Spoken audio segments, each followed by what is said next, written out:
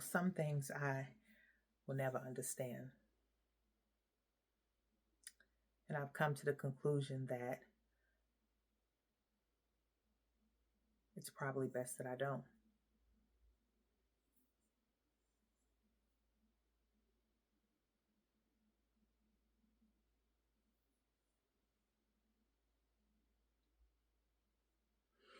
Yep, it's probably best that I don't. Which is hard for a person like me because y'all know in my story, I was the curious one. I wanted to know all things. Well, why? Why? I always had questions. Always had questions. Hence the name Lisa Lips, because you talk too damn much, in my mother's words. But when I think about it, there's a lot to question. A lot to question. And I don't have the answers. I don't have the answers, but I do seek God related to the answers. Sometimes I get it, sometimes it's just keep on living. And right now, I can say I'm feeling quite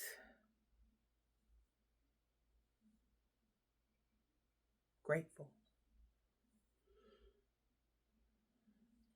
I was frustrated a little earlier doing something that I didn't necessarily want to do, but had to do. And I needed to come down and, wrap my mind around everything and come to the place of, okay, I don't like the way that feels in my body. You all know what I mean, right? That feeling that gets in your body that mm, just feels real unwanted, yucky. Yeah, that feeling. And I stretched and kind of did some breathing and took a hot shower and just said, you know what? I'm going to just relax. I'm going to relax. I'm going to take a moment and just come down and relax. And during that time, I had an entire perspective shift. One that I knew as soon as it hit that my body was like, okay, yeah, okay, you good now, you good. And I want to share that with you. So the perspective shift that I believe I am being called to consider is that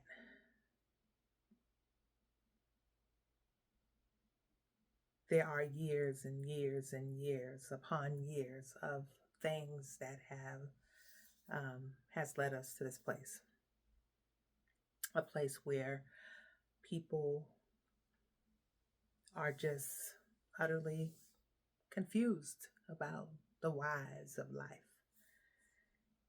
Yeah.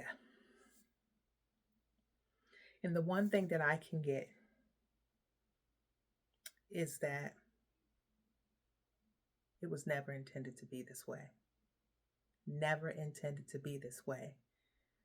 But there is a place that we can get to when everything is just in shambles. And that place will give us peace. Not that it makes everything okay, not to say that we still don't have concerns and things, but it reminds us that the one thing we have control over is receiving the gift of peace. Whew. And I struggle with that because we look around and we say, well, how could that be true? And then I am challenged with the thought of, will you believe it? And I honestly do. I do honestly believe that there is a place that we can get to where we can go through this life and experience the highs and the lows, yet still feel and experience peace. And so That's what I am working through in terms of my mind shift, reminding the body and all that you can be at peace.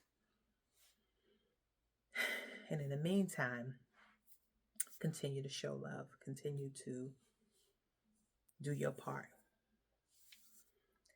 My part is not to save the world. We have a special gift that saved the world. And I've received that gift. And I pray that many more of us will receive the gift of salvation that and allows us to have moments and glimpses of peace in the midst of all the things. I'm going to end with one word: gratitude. I'm grateful. I'm grateful because I know there are so many others that are experiencing things that don't feel like peace, and that may be very challenging for them to feel the peace. And my prayer is that many more of us will come to the place of gratitude for that. And I think with that, love will be able to do what its perfect work, really, bottom line. So, yeah, that's my 2 cents. And thank you for processing with me. With lots of love, Lisa.